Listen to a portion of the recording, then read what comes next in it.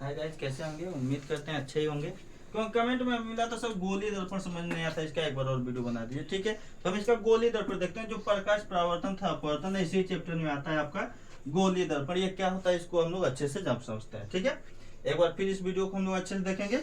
ठीक है, जहां नहीं समझ आएगा आप लोग कमेंट कीजिएगा, हम बार बार वीडियो आपके लिए अपलोड करेंगे। ठीक है, कोई बात नहीं। आते हैं टॉपिक पर। गोली दर्पण क्या होता है कि जब भी हमारा कोई भी परावर्तक तल यदि अंदर की ओर हो या बाहर की ओर वक्रित हो, उसे हम गोली दर्पण कहते हैं। ठीक है, इसके अलावा दूसरे शब्दों में समझे कि ऐसा दर्पण जिसका परावर्तक पृष्ठ अंदर की ओर हो या बाहर की ओर हो। मीन्स कहने का मतलब यह है कि गोलीय दर्पण क्या होता है, देखिए एक बार और फिर फिगर से समझते हैं। ठीक है, कोई गोल आकृति ले लेते हैं।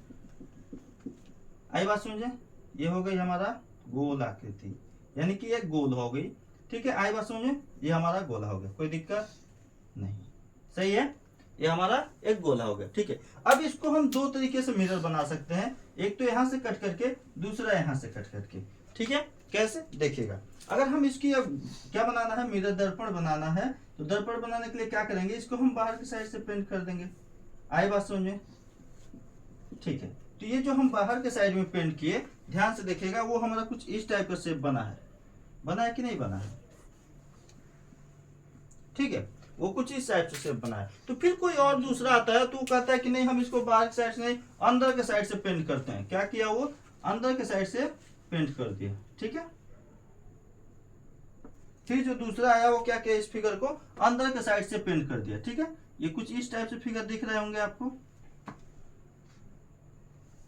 ठीक है, वो अंदर के साइड से पेंट कर दिया। अब ध्यान से देखिएगा, जब पेंट हमारा एक साइड से हो जाता है तो दूसरा साइड क्या होता है, हमारा परावर्तक तल हो जाता है, यानी वो क्या होता है, चमकदार पॉलिश हो जाता है। ठीक है, तो जहां पर आपको ऐसे दर्पण मिले, ऐसे दर्पण मिले जिसका परावर्तक पृष्ठ क्या हो, अंदर की ओर हो या उभरा हुआ हो, ऐसे दर्पण को क्या कहते हैं, गोलीय दर्पण कहते हैं। ठीक है, अब गोलीय दर्पण देखिएगा दो टाइप से होते हैं, दो प्रकार के होते हैं। एक होता है अवतल दर्पण और दूसरा होता है उत्तल दर्पण। आप दूसरे शब्दों में कह सकते हैं कि अवतल दर्पण और उत्तल दर्पण को गोलीय दर्पण कहते हैं।